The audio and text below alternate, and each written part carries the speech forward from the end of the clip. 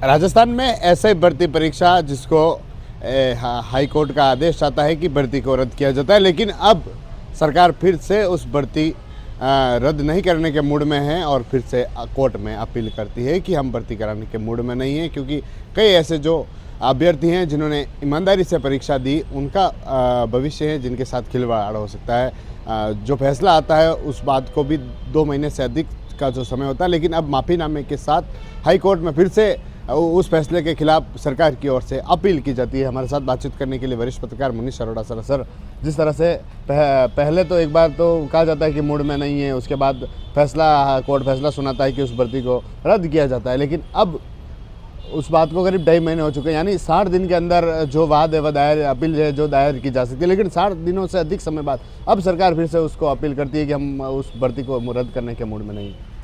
बिल्कुल सही कहा है कि अभी जो एप्लीकेशन लगी है वो डिले कंडोन कराने के साथ लगी है कि डिले कंडोन की जाए, क्योंकि जो मामला बहुत ज़्यादा बड़े स्तर पर स्टूडेंट्स के हित का मामला है, बहुत ज़्यादा प्रॉब्लम हो जाएगी।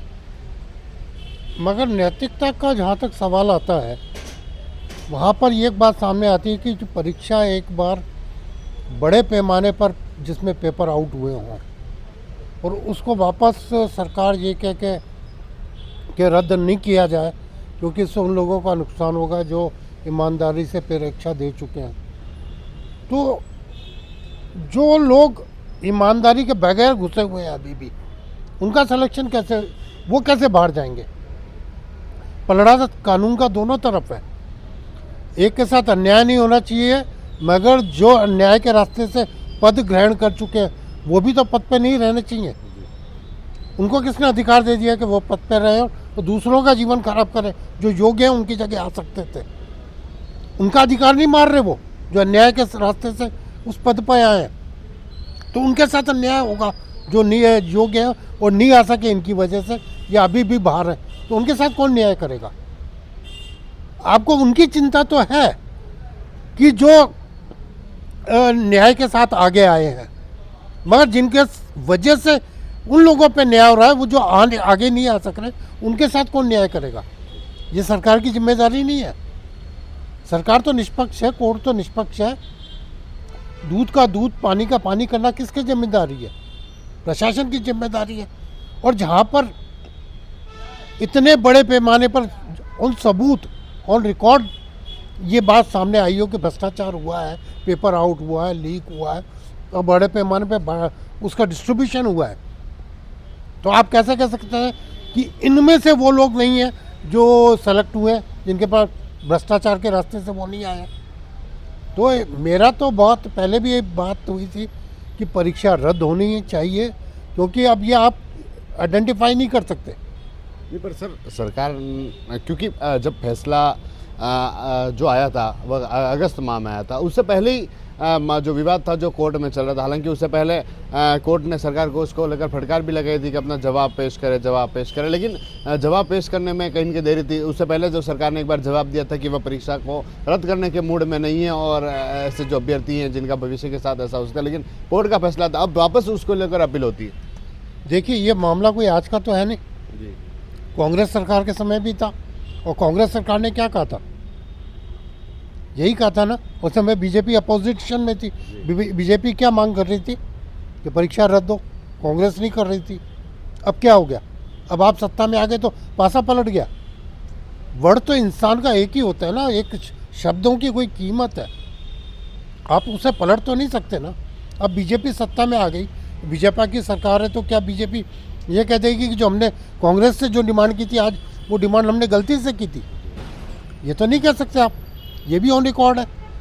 तो कौन सा स्टैंड सही है, किसके साथ खड़े होना चाहिए इंसान को, ये बात भी तो पता लगे। आज जबकि डिले हुआ है निर्णय में, और जो डिले के साथ ये एप्लीकेशन लगी है हाई कोर्ट के अंदर, पहले तो सरकार का ये प्रोसीजर बताता है कि सरकार निर्णय में लेने में कितने चूक कर रही है। इतने लंबे समय होने के बाद निर्णय न ले सकी, हाई कोर्ट की फटकार पड़ी। जब निर्णय आ गया तो आप उसको कन्वर्ट करवाने के लिए, उसको बदलने के लिए वापस आप कोर्ट में जा रहे हो। इसका मतलब ये है कि आप जो निर्णय आया है अगर निर्णय यही बरकरार रहता है तो छात्रों के भविष्य के साथ खिलवाड़ कर रहे हो। जितना जल्दी इस पर हमेशा के लिए फैसला हो वो ज़्यादा अच्छा है, बनिस्बत की अनिश्चितता की स्थिति बार बार चलती रहे। और ये जो एप्लीकेशन लगी है सरकार की तरफ से हाई कोर्ट में, ये अनिश्चितता के दौर को और बढ़ाएगी, कम नहीं करेगी। जो लोग सेलेक्ट हो गए वो भी चिंता में रहेंगे, जो सेलेक्ट नहीं हुए वो इस चिंता में रहेंगे कि क्या हमारी पुनः परीक्षा होगी कि नहीं होगी। कुछ लोग ओवर एज हो जाएंगे इस बीच में, क्या उनके लिए छूट आएगी कि नहीं आएगी। तो जो स्थिति है ना वो और भ्रामक स्थिति में कन्वर्ट होती जा रही है। बनिस्पत की सरकार को स्ट्रॉन्ग डिसीजन लेते हुए स्टैंड लेना चाहिए था। वो स्टैंड न लेकर सरकार ने ये एप्लीकेशन लगाई है। मेरे हिसाब से एक तो डिले लगाई है, उस पर तो हाई कोर्ट निर्णय करेगा डिले कंडोन होती है कि नहीं होती, और दूसरा क्लियर स्टैंड सामने नहीं आ रहा सरकार का। मेरा तो यही मानना है। किरोड़ी लाल मीणा जो इसको रद्द करने की मांग कर रहे थे, हनुमान बेनीवाल जिन्होंने इसको लेकर धरना किया था, लेकिन क्या लगता है कि ये पूरा मामला राजनीतिक रूप से पेचीदा बनता जा रहा है? देखो, जिनका काम राजनीति करना वो तो करेंगे, उनको कैसे रोक सकते हैं आप। राजनीति तो वोटों के खातिर होती है। आज जितने उदाहरण हम देख रहे हैं, जिस तरह से इलेक्शंस हुए, जिस तरह से हालात बने, सब में राजनीति थी। मगर छात्रों के साथ तो राजनीति नहीं होनी चाहिए ना। सवाल यह है कि छात्रों के साथ राजनीति क्यों हो रही है। जब आप एक स्टैंड ले चुके हो तो उस स्टैंड पे कायम रहना चाहिए, चाहे कोई भी हो, किरोड़ी हो, बेनीवाल हो, सरकार हो, बीजेपी हो, कांग्रेस हो, उनको अपने स्टैंड पर। आज कांग्रेस के लिए कि रद्द करो, बीजेपी के लिए नहीं करो। जब बीजेपी सरकार में नहीं थी तब कह रही थी रद्द करो। तो ये क्या बच्चों के साथ मजाक कर रहे हो आप लोग। ये मजाक नहीं होना चाहिए बच्चों के साथ। हर बात में एक क्लियर स्टैंड होना चाहिए। अगर परीक्षा में पेपर आउट हुआ है तो वो परीक्षा रद्द होनी चाहिए, और हुए हैं। यूनिवर्सिटी में पेपर आउट होता है, आधा घंटे का पहले अगर पेपर आउट हो जाता तो परीक्षा रद्द हो जाती है। ये तो इतने बड़े पैमाने पर इस पर भ्रष्टाचार हुआ है, उसको परीक्षा को रद्द क्यों नहीं किया जा रहा, मेरी समझ से पर है। उन्होंने कहा कि जो आरपीएससी के जो मेंबर थे, जिनके ही परिवार के जो लोग थे वही उनमें ज़्यादा थे, बाकी पूरे राजस्थान में ऐसा नहीं हुआ था। ये कहना गलत है। आपने तो कहीं से पकड़े हैं ना, कोई नागौर से पकड़ा, कहीं से पकड़ा, अलग अलग राजस्थान के हिस्सों से पकड़े, तो वहाँ तक पेपर गए कैसे। 5 दिन पहले पेपर सॉल्व करवाया गया, 4 दिन पहले कराया गया। इट मीन्स 5 दिन में क्या किसी ने किसी को पेपर और नहीं बताया होगा, या वर्बल रूप से हिंट नहीं जा सकता, या खाली कानूनी रूप से नहीं बता सकता यही टॉपिक इम्पोर्टेंट है। तो जब सब ये चीज़ें आ सकती हैं तो पेपर में जो अपन कह सके फेयर एग्ज़ाम होगा ये माना जाएगा। फेयर एग्ज़ाम तो नहीं है ये। ठीक है सर। तो ये थे मुनीश अरोड़ा सर, जिनसे हमने जाना है कि क्या उस पर सोचते हैं, क्योंकि जो ऐसे भर्ती परीक्षा एक बार हाईकोर्ट का आदेश आता है कि उस भर्ती को रद्द किया जाता है, लेकिन अब सरकार की ओर से अपील है जो उस फैसले के खिलाफ की जाती है कि रद्द करने के मूड में नहीं है। जो अभ्यर्थी हैं जो ईमानदारी से चयन हुए हैं उनके भविष्य के साथ खिलवाड़ होगा, इस तरह की अपील है जो की जाती है। और जो काफ़ी लेट हो जाती है, 2 महीने से अधिक समय हो जाता है, तो साथ में माफ़ीनामा भी उसमें दिया जाता है। TV9 के लिए राजेश डांगी।